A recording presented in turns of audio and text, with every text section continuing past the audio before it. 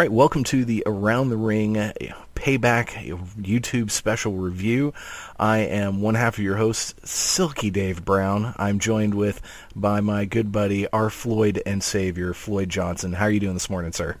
I am doing well. I'm actually in a great mood, which is rare after Raw pay-per-views. I was pleasantly surprised, but we'll talk about it now. Yeah. I was, real quick, what are your overall thoughts on the show? Okay. I actually liked everything about the show. I gave it an overall B+. The only thing kept me from the A is the House of Horrors, to me, drug a little. And like I said, I'll explain more about that. But yeah, it was the best Raw solo pay-per-view show, even though it did feature 2 SmackDown stars. Yeah. And, what I liked is it had there were some things I think that everyone figured would happen, and they bucked the trend on a couple of those. So that was nice. Did you watch the pre-show? Actually, I know you did because you were live tweeting. Yeah, I was live tweeting. I started with the pre-show, went all the way through Raw Talk. So all right. Well, the pre-show started after all the yammering. Cass and Enzo taking on Gallows and Anderson. Cass and Enzo get a cheap win. This was, that's what it was. Well, if you noticed in this, the theme of this show is everyone got payback. Oh, yeah. Yeah, because I guess you're right. Everyone got payback. Except Roman. No, that was the whole thing. The whole idea, even though, and I think they subtly tried to put it over, but even Michael Cole even say, Braun felt Roman cost him his title. This was his payback. Yeah. So we'll get to there in a minute. It was a decent enough match. We've seen these 4 guys have a plethora of matches. They have good chemistry. I like that at least it was a cheap, barely win, and it wasn't, let's defeat these guys soundly and hit, clean pin Carl Anderson. That at least was that. Any match with Enzo and Cass winning, I put this last night for anybody that follows the Twitter, so forgive me for repeating myself. But any match with them winning doesn't make sense to me because the way they book every match is 2-on-1. Enzo just gets the holy crap beat out of him, and Cass gets in the offense. So last night, Enzo gets the pin. Enzo gets the roll up. So he got his payback for Gallows and Anderson jumping him Monday night, which was awesome for it, and it kind of made him look strong. When people say they hate Enzo, and this is probably going to be the theme of the night, theme of the show to me personally, because I just was really noticing it last night. He sells amazing. He does that eye roll thing. And when he gets hit hard, it looks like he is dead. And he really sells on his matches. Last night he didn't have to sell as much, but when he has to sell, he makes the other guy look like they're the shit. So last night they rewarded him with the pin. I don't think this is the last we see of Gallows and Anderson. Like I said, I was kind of afraid with the Revival showing up that they were going to get buried. But since the Revival's out for a few months, they can be featured still. Yeah, good call. And Enzo really is. He is an exceptional seller. He's almost like Shawn Michaels level selling. He's definitely Dolph Ziggler level selling. He's just, the difference between him and a Ziggler and a Michaels is he doesn't have the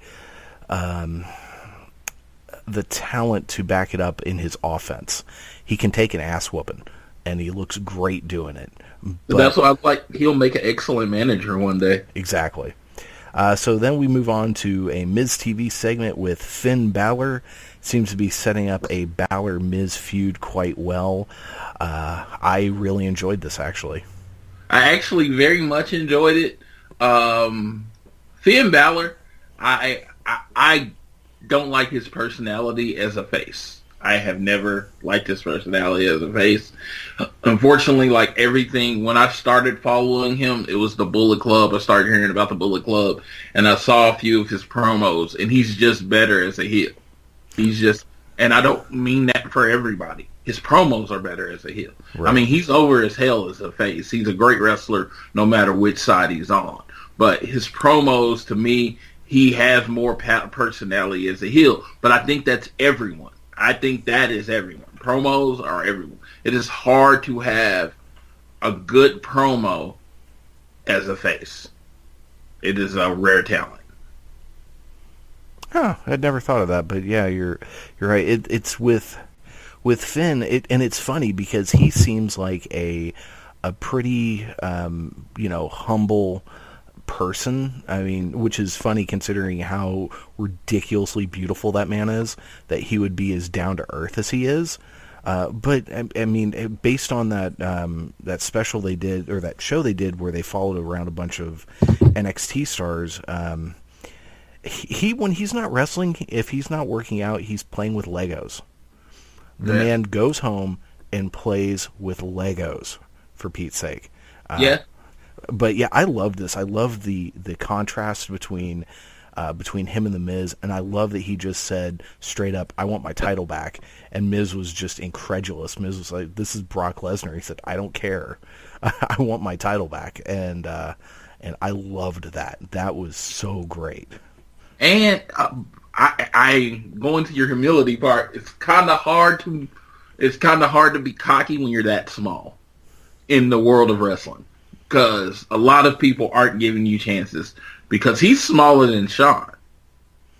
Oh yeah, he's a tiny dude. Yeah, he is, for every intents and purposes, late 80s, early 90s. He's a cruiserweight.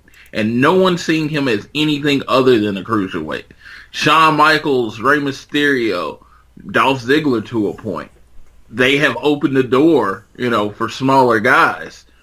So he's actually and the WWE seems to be going towards a smaller wrestler. But yeah, he can't be cocky.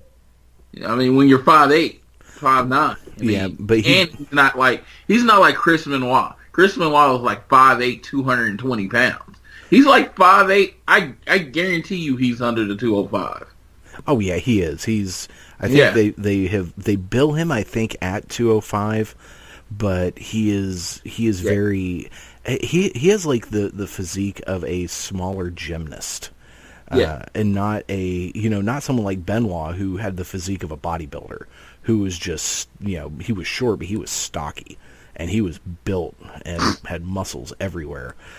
Finn's just, he's got abs for days, but he's that super lean. He's not quite Seth Rollins CrossFit Jesus, but he's because he's more defined than Seth. But anywho, I was just gonna say, going on to his comment about Brock.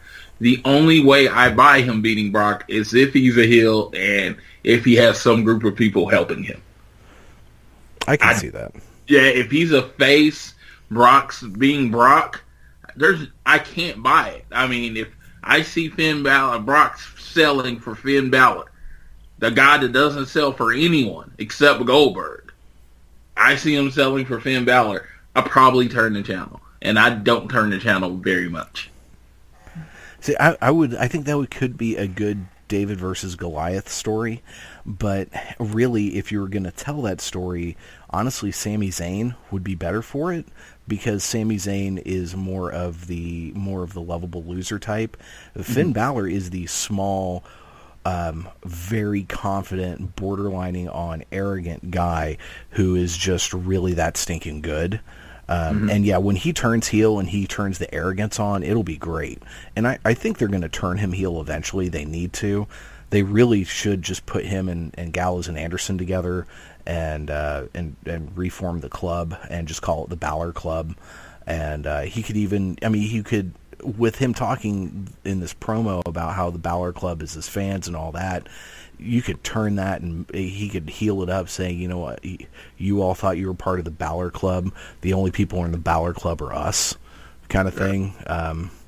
And so that would be kind of cool. But yeah, I love this. I loved how when the Miz put Maurice in between them, just the look on Finn Balor's face. I think he even rolled his eyes at one point. And on Indies, she get decked. Say what? Oh yeah. Oh yeah. Indies, she would get decked. Oh, yeah. That would not be a thing. Yeah. If her name was Maria Kanellis, she would have eaten a super kick. Yeah. So, in fact, at one point when he was saying, the only club you're a part of me was like, say Super Kick Club, and super kick him in the face, and then just make it, a little homage to the Young Bucks, but no, but that was okay. And this was a really good, and it was short, and I loved how Miz was said, your entrance is 5 minutes. I thought that was great. He's like, I barely have time to even ask questions. Yes. Oh, this segment was awesome. The show proper opens up with Chris Jericho challenging Kevin Owens for the United States title. I loved Owens' new Tron stuff, the face of America, though that's going to have to change. Things, and then even when walking down, he stepped around his face. He did. He would step on his face. That was awesome. Yeah. The things I noticed about this match, Jericho was on fire. I have not seen him work this hard in I don't know how long. He was just, if this was in the 80s, I would think he was coked up, but he was just going for it. And when he won, I was so shocked. First surprise of the night, and it was kind of cool. They got over the finger. The finger was so over. And then it was just like, I thought this was it. I thought it was his swan song. Yeah, and so how much? Do we suspect there's a rematch on Tuesday? That Owens wins and destroys and sends him out in like a gurney or something. Yeah, he's definitely gonna win. They're gonna put him out. I don't know. I don't know if it's setting up Kevin Owens kind of teaming with someone or anything like that. I don't know. If you're going with continuity, Jericho basically destroyed his hand. So, but WWE and continuity and logic, those aren't. They could do the whole old school thing where he has a cast on and he uses it as a weapon. That is true. Yes, cast on his hand and he uses it as a weapon. Yeah. Jericho, and I thought about it. It's from a storytelling way. It's a really cool way for Jericho to get both a goodbye from Raw and a goodbye from SmackDown. Yeah, you're right. I hadn't thought about that, but this was I thought this was a fun match. The whole when he used the finger to grab the rope and Jericho just lost it, I thought was great. This was some of Jericho's best babyface work I've seen in a number of years, and it was a lot of fun. This was very good by both guys. Yeah, and if you followed any other Raw pay-per-view, this probably would have been the main event, and you probably would have lost interest in the rest of the show. I can honestly say that was furthest thing from the truth. I'm talking about it now, but so much good stuff happened after this, I almost forgot about this match. There you go. Next up, we had Austin Aries challenging Neville for the Cruiserweight Championship. This, I thought, was a really good match overall. Neville got himself DQ'd at the end because he was locked in the last chancery and wasn't going to be able to get to the ropes and was going to have to quit. And so instead, he grabbed the ref and shoved him, and the ref called for the DQ. Though sometimes I wonder if it would be funny in a story, and I know it's the rules, the refs are supposed to call for the DQ, but if you see it happening on purpose and you're okay, keep going. Yeah, exactly. The refs say, you know what, I'm not disqualifying you, and then wait, and then so it's whoever it is has to tap out or whatever. But this continues this feud, so this is not. I think you and I both figured either Aries wins and goes to someone new, or Neville wins and goes to someone new. But this actually continues it for another month. So I guess this will not be for Great Balls of Fire, which we forgot to talk about yesterday on the podcast. That new Raw pay-per-view that's coming in July or June or whenever. Yes. Great Balls of Fire. Coming in July. Just most importantly, is it coming to Dallas? And the name, Great Balls of Fire, let me just say, I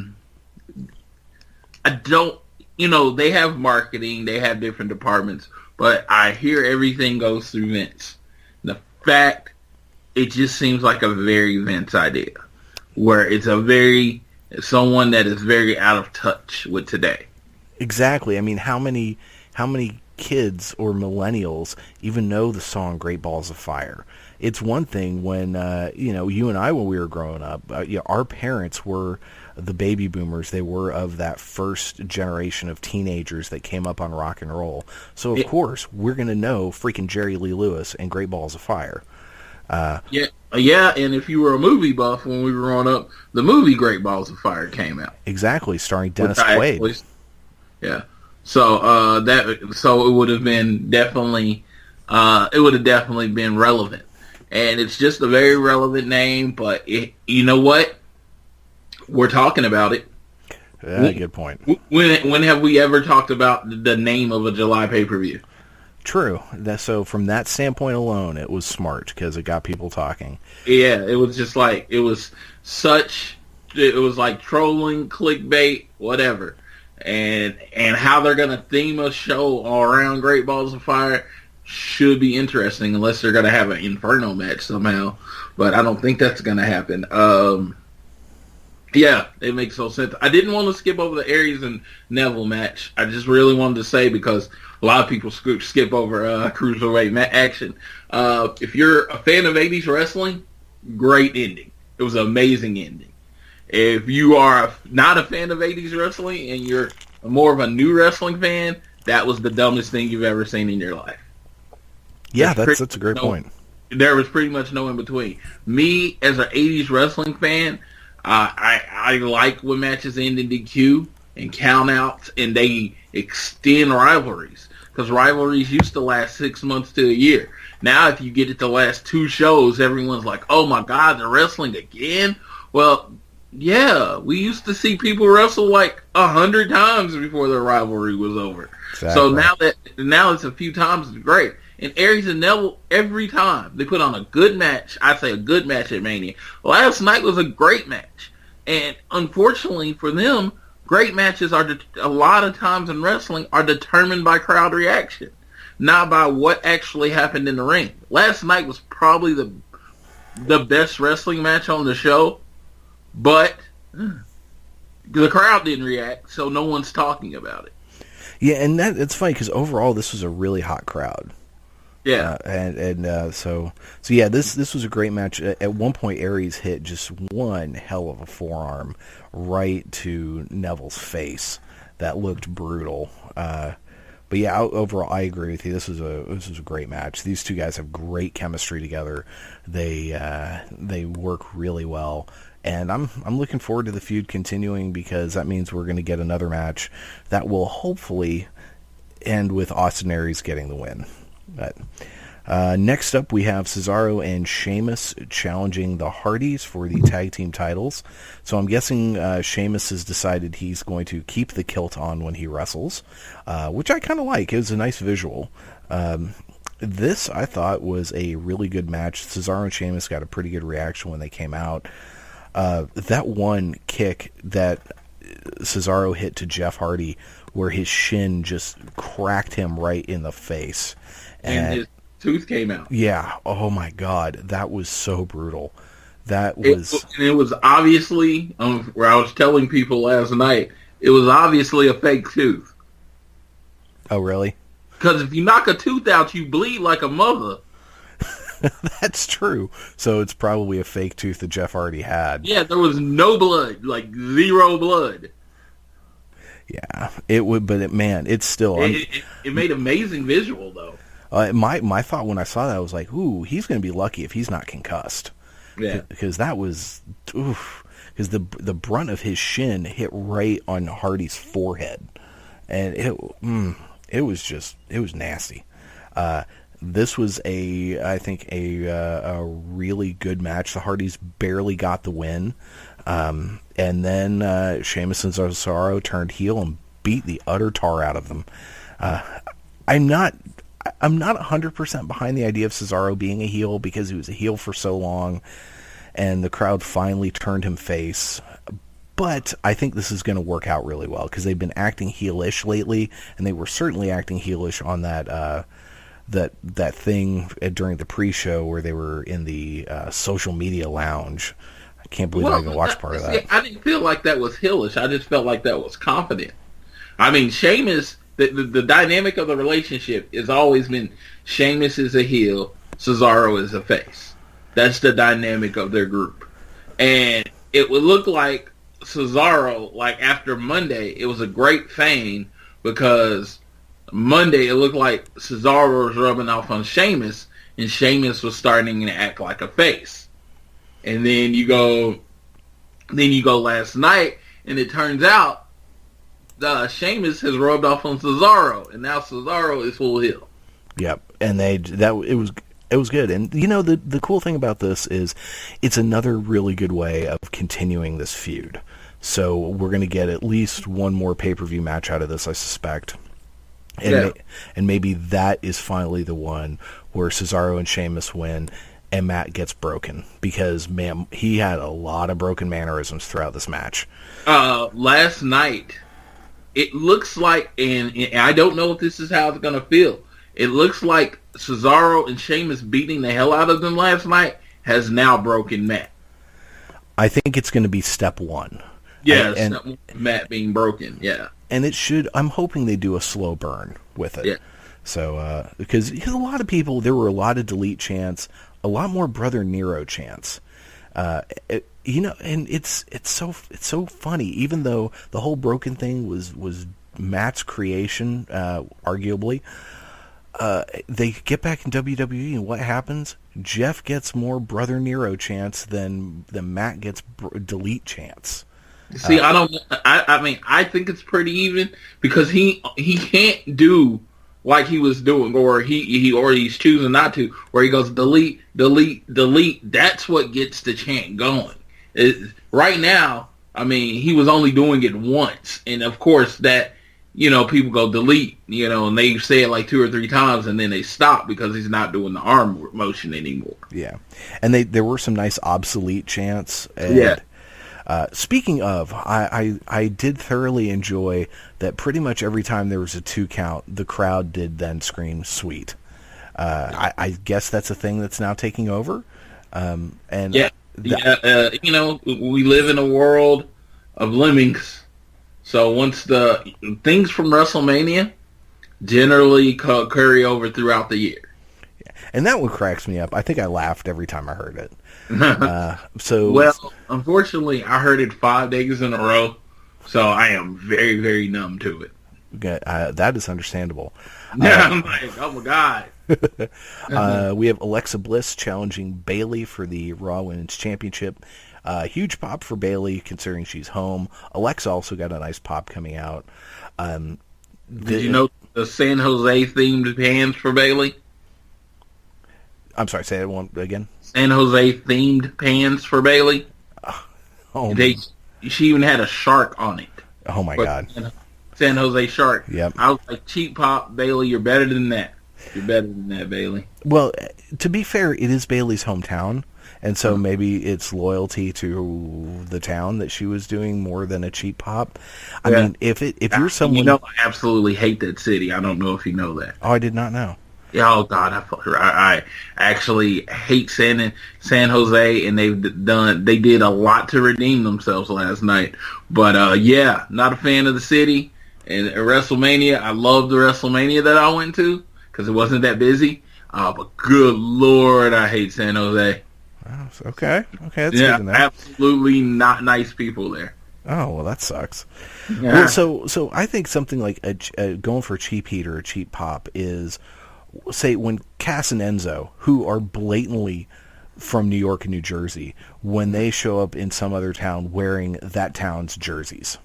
It's like, come on, guys. Really? I was honestly kidding. It was just me more of hating on Bayley because that's what I do. Then you had to love the finish. Yeah. And it was funny because I got something to add to this as we go through it. But the match, I mean, of course, it's Alexa Bliss. And let me let you know, Alexa Bliss is great on the mic. She's great as a heel champion. She is an average wrestler on a good night. I can see that. I mean, I thought this was an overall not bad performance from her. Yeah, but every time there's every match she has those two moments where it's clear they mess up. It was like right next to the ring rope last night. I guess she was supposed to drape Bayley across, and it was just like this very clunky area. And then when Bayley hit the corner, that was all Bayley. You know, she was how she sold it, but Alexa was supposed to kind of adjust during that. I'm like, to me. It's like I try to go into my world of disbelief. So it's moments that actually take me out of that world of disbelief that I actually point out. And so, I mean, she's an average wrestler on a great day. But she's so good at everything else, I can ignore that. So last night, good story. Great story. Alexa got lucky, kind of thing.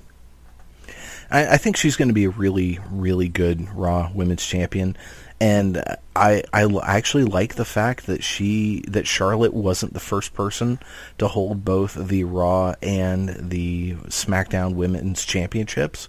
I mean, granted, she's going to be the first one to be able to say I was NXT Champion, Raw Women's Champion, and SmackDown Women's Champion, and hell, she can even throw the Divas Championship in there. So she'll have that eventually.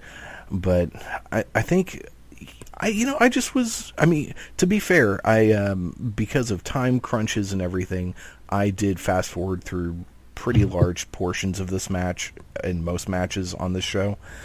I watched all the important parts, but from what I saw was fine. Maybe if I'd sat through the entire thing, my opinion would be different. Well, I mean, it was a good match. Honestly, what made me start getting really critical was Rusev put, "Congrats, Alexa Bliss. Let it be known that she wasn't on the indies," in quotes, "for 10 years." And it was like, it's kind of a shot at indie wrestling. And where you, What a douche. Yeah, it's kind of a shot at indie wrestling, where a lot of people hone their crafts and get really, really good. And the fact is, Asuka was on indie wrestling for many, many years, and she can wrestle circles about anybody else in that division. She can wrestle circles around a large portion of that roster, male or female. And I'm saying, and she did put in that work on the indies. It is something to be said about, you wrestling every night, learning your craft so you can eat. There's something said about that. I don't like the unnecessary shot at indie wrestling. Yeah, and like I said, she's what you get a lot of times is people like Charlotte, who's a lot more advanced in her work, ended up working with people like Dana Brooke, who are horrible, and you can definitely tell the difference because of no time in indie wrestling. Them being so green when they start working. Yes, Alexa Bliss is the champion, but that had nothing to do with her in-ring work. Right. It's mostly her mean girl mic skills. She makes a perfect heel champion. Yeah. I think a lot of what happens is sometimes the folks who are primarily products of WWE get real defensive about that. And Rusev is a guy who spent most of his career in WWE in one form or another. Any time on Indies. I think he's exclusively talking about the WWE. So guys like him, he's standing up for Alexa Bliss, someone who has pretty much spent almost all of her career in WWE. My question is, why is he standing up for someone that is so freaking over? I don't know anyone that hates Alexa Bliss. Yeah, exactly. That probably is more just him saying, "Hey, congratulations," and taking a dig at something that, because sometimes indie wrestling gets a lot of love, deservedly so, especially when Because indie they're better. darlings. They're Yeah. better workers. Generally speaking, yes. I mean, how Dolph Ziggler is an example of someone who is a fantastic worker who really didn't ever work on the indies, and he is an anomaly. Because who else is someone who never worked on the indies? The Miz. And it's taken The Miz over a decade to get to the point where he's actually decent in the ring. He's amazing on the mic. A lot of these people that come in, like Alexa Bliss, fantastic on the mic, meh in the ring. Miz, most of his career was that way. He's now gotten to the point, he's wrestled enough people and has enough experience that he's getting pretty good. So it's the same thing. But you look at the best workers in the company: AJ Styles, Samoa Joe, Cesaro, Seth Rollins, all indie guys. Kevin Owens, I'm sorry, Jericho. I mean, you keep going. They all put their time in the indies. They are the best workers on the company. I'm not saying taking anything away from like someone like Rusev, who is a WWE product, or Roman Reigns, who is a WWE product. It's just the fact of the matter is, don't take a shot at the indies, a completely unnecessary shot. Because, like I said, if you wanted to use that on someone that wasn't over, that's great. But Alexa Bliss is super, super over. Exactly. All right, well, moving on, we have part one of the Bray Wyatt-Randy Orton House of Horrors match. The first amazing thing about this whole thing is Randy Orton was wearing pants. Because that man rarely wears pants. He rarely wears pants. I mean, he's very much an old school wrestler mentality. Someone made a point. What was the purpose of the house if the match had to end in the ring? Yeah. Why didn't the whole thing happen in the house, other than they wanted them in the ring in the building for the crowd to respond to? Plus, being in the ring, how else would you get Jinder and the Singh brothers involved? Which, I should have seen that coming, them interfering. But Jinder, other than I hated the fact that he had the head thing on, but he looked pretty badass coming in there. I have to let go that they're ever going to get rid of the head thing. I know. But you know what? Between that, him using the title to beat up Randy, and then that I did see a picture from last Tuesday when he stole the belt and drove off in a limo, standing outside of the sunroof holding it up. That's I hate to admit it, but that's him holding that belt. Not a bad visual. It is not a bad visual. And I was going to say, as far as the head thing, I wouldn't have a problem with it if I haven't seen him in his personal life and he never wears it. Exactly. Yeah, so if he wore it all the time, be like, okay, that's just a part of his culture. That's what he does. I've seen him several times outside of it. He's never wearing it.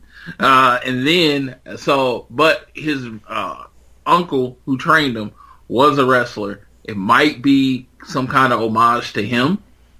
So I can take it at that. That's me overthinking wrestling as I usually do. And he got booed so well last night.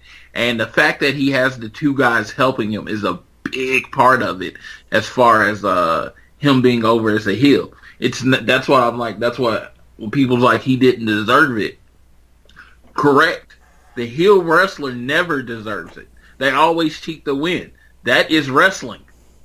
Exactly, and and I like it. I mean, if this was something that was, I heard on the Saul Monster Sound Off, he was mentioning that right now a lot of guys who have been traditionally jobbers are getting big shots. I mean, Breezango's getting a tag team title shot.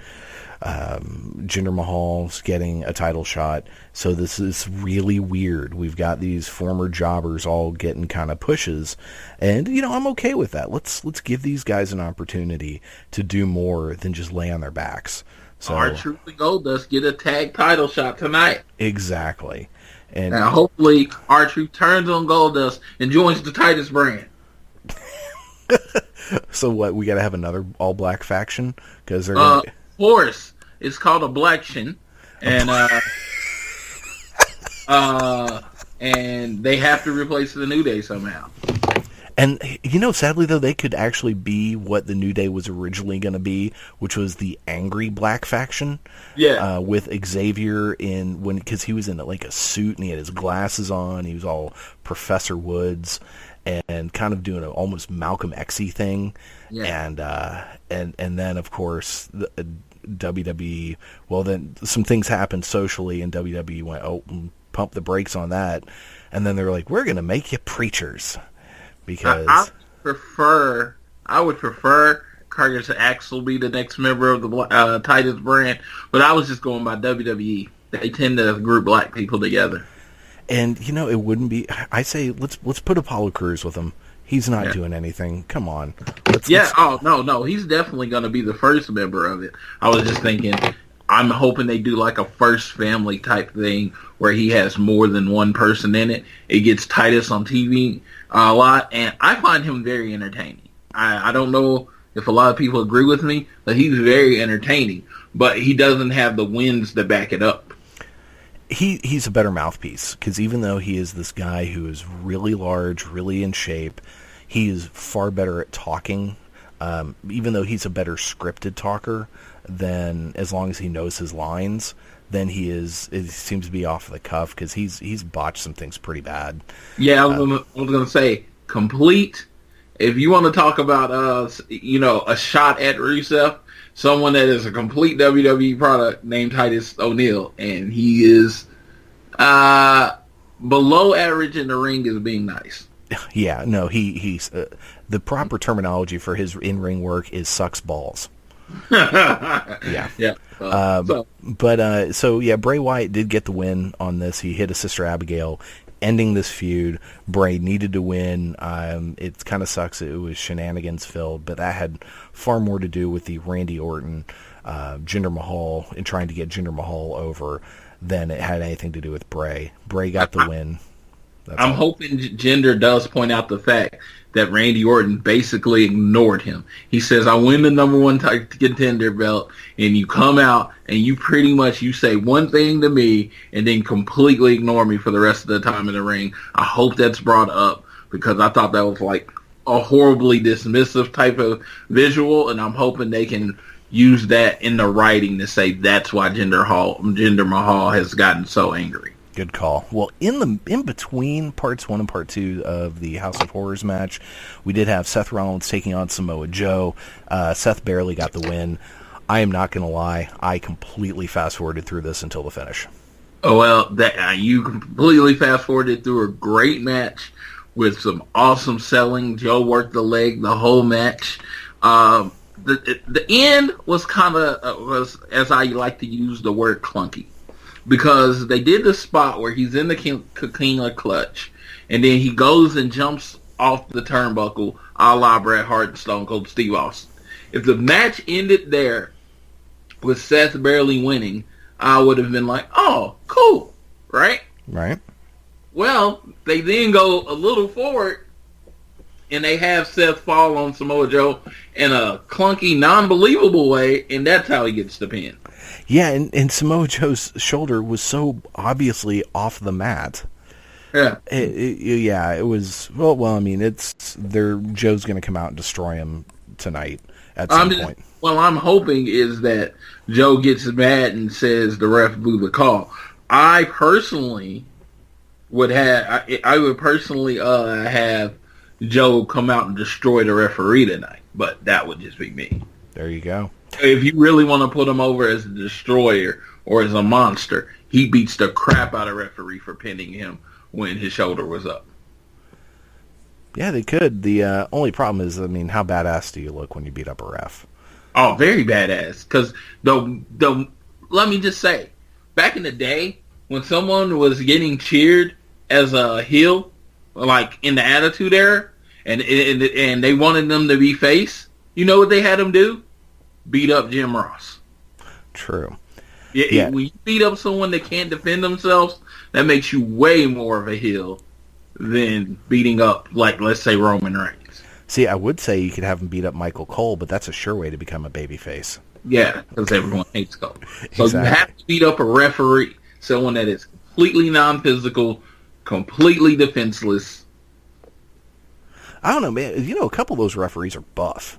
That one, the one dude with the black hair, I forget which match. He reffed one of the championship matches. Was like Danilo? He's kind of like Italian looking. Yeah. Yeah. He was a former wrestler. A lot of them are former wrestlers, but I know him and Drake Wirtz are definitely former wrestlers. Like they tried out with the WWE as wrestlers. They I guess they were like, you're not going to make it that way, but we can put you in as a referee. Which is probably good. They actually probably have a better deal. I wouldn't be surprised if they're considered actual employees instead of this independent contractor bullcrap that the wrestlers are. And they work every night. Yeah. So they're on TV every night. Most people don't notice them, but if you're your friends and family, you're like, yeah, I'll be on TV 3 times tonight. I will try to at some point go back and watch this. I knew it was going to be a good match. It was just the time crunch. I am not invested at all, really, in this feud. I like both of these guys, but just this morning when I was watching this, I was like, I don't have time, and I really want to watch Braun Strowman beat up Roman Reigns. So, Disco Inferno was killing Seth Rollins. Said he wasn't selling the leg consistently, and I'm like, Disco, I mean, I guess you are. And it was only because you follow him on your around the ring Twitter. I kept seeing it, and I was just like, no one ever will come back and say, you know who's one of the best sellers of all time? Disco Inferno. Disco Inferno needs to keep his damn mouth shut because he was terrible. That was one. Now, you know what I say? You don't have to be a great wrestler to know what great wrestling is. Like, I say that all the time. You don't have to have played football to know when someone is good at it and bad at it. So you don't have to be a great wrestler to be able to say, that wasn't great. But, Disco Inferno, you were considered literally a comedy act. Oh, yeah, he was a jabron. Yeah, that being said, you might be the best worker in the world, but no one noticed. Did you reply to any of those and say, dude, what the hell's wrong with you? Because we could have gotten a lot of likes and stuff.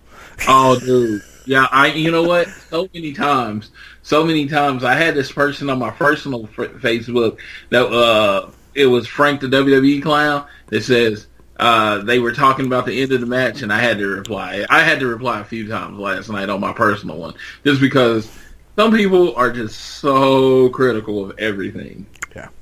Well, the main event was Braun Strowman taking on Roman Reigns. One thing I think was it just me or did they mess a little bit with one of two things was happening with the sound, I think, on this match. Either one, the crowd is now just doing Braun's scream when he comes out, or two, they were really messing with the audio to make it sound like more people were booing Strowman than were cheering him. Because I would probably say they were doing the scream because I've heard them turn down the audio, but it's been a while since I've seen them mess with the audio. And yeah, because normally they mess with the audio after the fact. Yeah, and that's one reason why, admittedly, I will make sure that whatever versions of stuff I watch are the recordings of the live broadcasts. Because I don't trust WWE to not fuck with things after the fact. As well you shouldn't. Yes. This was brutal. Braun got a clean win. One of my favorite moments, though, is Reigns hit a... Well, actually, first of all, hold on. So, got to give props to Roman Reigns. The man came out looking like he was beat to all hell. And he could barely move his left arm. Yeah, I don't know if you saw my tweet from the Around the Ring one. It was my favorite tweet of the night, and it ended up being wrong, but it was still funny to me. I put Braun's hungry, Roman Reigns is wrapped up like a hamburger. What's the result? Roman wins. I loved how he just came out and it just immediately popped him in the mouth with a right hand. Yeah. And then proceeded to get get his ass whooped. Yeah. The part where he hit a spear and then gets the pin almost, and they show this little kid in the crowd, and she's screaming no. And who knows if that was something that was found earlier and they just put it in. But I could see little kids seem to like Roman Reigns a lot. So he's got the Cena thing going in that way. But that cracked me up. It's actually for our video. It's in the picture on the video today here on. So you've probably, those of you watching at home, have seen that throughout this entire video, and I loved that. I took a screenshot of it.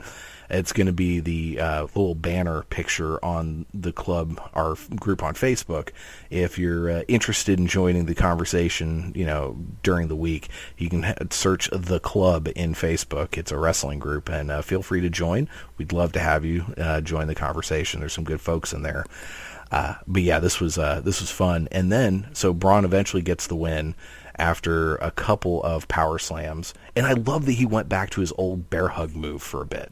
That was great. The choke move? Yes. Yeah, that was kind of cool. And he used that to wear him down, to hit the power slam. He's so good. He's so good. He has unlimited potential. And he's an athlete. Yeah. The big guys, most people don't think of him as athletic. The Undertaker was like the first real athletic big man. But Braun Strowman is an athlete. Very much so. And last night, I don't give many props to this man very much, but Roman Reigns sold the hell out of last night. It was Shawn Michaels, Dolph Ziggler level selling for one night. He looked like he was dead. A lot of the times. And when he finally lost, he sold the crap out of it. Yeah, and then he got beaten with with the stairs. And then he was spitting up blood. Yes. Obviously like a packet of blood or something. But the fact that we got some color in the WWE, I am appreciative of. It does add effect to a match. Yeah, exactly. It's that was great. My only complaint about this was the whole Roman Reigns walking out, refusing to get on a gurney. He should have just been put on a gurney. It's supposed to be, yay, Roman, I'm fighting against all odds, whatever. And they're trying to. You can't skip the fact that they are trying to keep him as a face. So that was kind of his stone cold after he get beat up by Bret Hart moment. I'm refusing to get on the gurney, and he did. And it was just, and I think it was, leading to how the actual, there was a segment on Raw Talk that I think you probably missed. I did. I did not watch Raw Talk, so tell us about the Raw Talk. So right after Raw Talk, Roman's getting in the ambulance on his own power.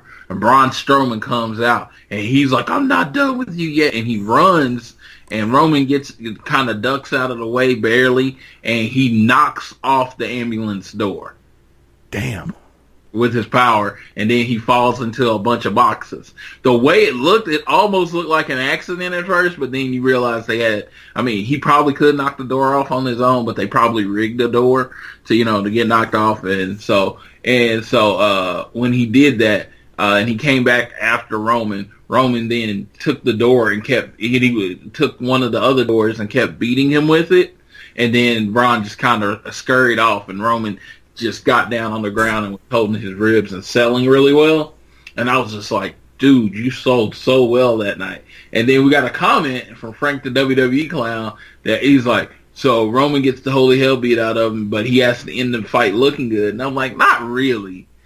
First of all, most people didn't see it. Second of all, he kind of just fought him off for a sec. It wasn't really like Roman looked strong, and then he sold like he was about to die right after. So, man, I just thought that was somebody being overly critical. Yeah, that seems fair. That I still think they need to make a Braun T-shirt that says "I'm not done with you yet." Yes, I see it coming. With the Braun shirts, the Braun stuff being so over and selling so well. It's not. This is the first shirt of a lot, and it can be used I mean, Braun can be used to get someone over as being able to take a beating, or he can be used to just, or he can be used in the Brock Lesnar role, whichever one they want to do. Yeah. And for a minute, after he won and he was just standing there and Roman was dead on the mat and he was starting to leave, and I was looking at the time, I was like, there's like 5 minutes left in this. There was a part of me that was hoping Brock's music would hit and Brock would come out and say, "You're on my radar now," and set up their feud, Great Balls of Fire. But Brock showing up ruins the budget for the pay-per-view. His appearance costs more than the pay-per-view. Damn, that's ridiculous. I mean, I don't know if you saw the list of highest paid wrestlers. He makes over $10 million a year for the appearances that he makes. My God. So something I've never quite understood, and we should discuss this sometime on the podcast, which you can follow if you head over to AroundTheRingOK.com. You can find the Around the Ring podcast each and every week. We drop on Sundays. You can find us on iTunes, Stitcher, TuneIn, and Spreaker. And you can follow the show on Facebook and Twitter. On Twitter, Floyd does live tweeting during Raw, SmackDown, and pay-per-views. The handle for both the Facebook and the Twitter is @AroundTheRingOK. So hit us up, please. And if you do like the show, leave us a rating and review in iTunes and Stitcher. That would be fantastic. So yeah, sorry, cheap plugs there. But yeah, it's I think overall this was a fun show. It was a fun show. I gave it a solid B+. As I stated at the beginning, best Raw solo pay-per-view. I really enjoyed it. The club was active. Twitter was active. It was just a socially active show. A lot of people had polarizing opinions of the House of Horrors. I'm going to say I liked it. It was entertaining to me while I was watching it because it was different. You could focus on the fact that the house and that, you had the house and then you had to get back to the arena. I would have rather, at that point, how they got back to the they're building Bray as this mystic character, and you're about to, if you're going to really go into the Broken Hardy thing, and he's really going to be praying to the 7 deities, and you're going to go all the way in on it. He has the power of teleportation. Why wouldn't Brady have the power of teleportation? There you go. Well, I mean, you have it. The great visual would be him standing over Randy, and then he's like, he calls on the power of Sister Abigail or whatever, and he does the bowing thing, and then you have a teleport moment, and you start the live video with him bowing and Randy Orton laying down there behind him beating up. That would have been cool. Yeah, because you would have like led it to it. Or most importantly, if you're gonna do this, personally, you should have done it on a Raw or SmackDown, and it should have ended in the house. Yeah, I can see that. Because it was TV. It was good TV. And if I paid pay-per-view prices, I wouldn't want a majority of the match that I cared about to happen not in the ring. Yeah, that was it. On the one hand, though, it did give people a chance to go pee. It did, but from what I understand from people that were live in the arena, again, socially active last night, they were booing and crapping all over it. And if you notice during the Samoa Joe and Seth Rollins match, if you actually heard at the beginning, it took them out of that match. Like, the crowd did not react to that match. You would have thought it was a cruiserweight match because the House of Horrors match killed the vibe for that match. Yeah, it was weird, and it could have been a lot worse. But it was weird. I mean, let's just the only thing you can say about it is it was weird. That's why I'm like, I'm definitely focusing on the positive, and the in-ring product last night was pretty freaking amazing. But that's what keeps it from being an A in my mind, is that part just took the crowd out of it. And whether people would have been emotionally involved in the Seth Rollins and Samoa Joe match, we don't know, because they were dead from the previous match. And then it had people saying that no one cares about Seth Rollins, which I have to say, a lot of people care about Seth Rollins. He's one of the most cheered wrestlers, and I can say this, and I tried to start a trend last night. They really need to bring back the curb stomp, because I honestly think that move was more over than he was. Yeah, agreed. Well, that is going to do it for us for this YouTube exclusive review of WWE's Payback pay-per-view, the Raw exclusive. Again, I'm one half of your host, Silky Dave Brown, joined with, as always, by our Floyd and Savior, Floyd Johnson. And, sir, is life a work? Oh, life is definitely a work. Don't forget to kick out at 2. We'll see you next time around the ring.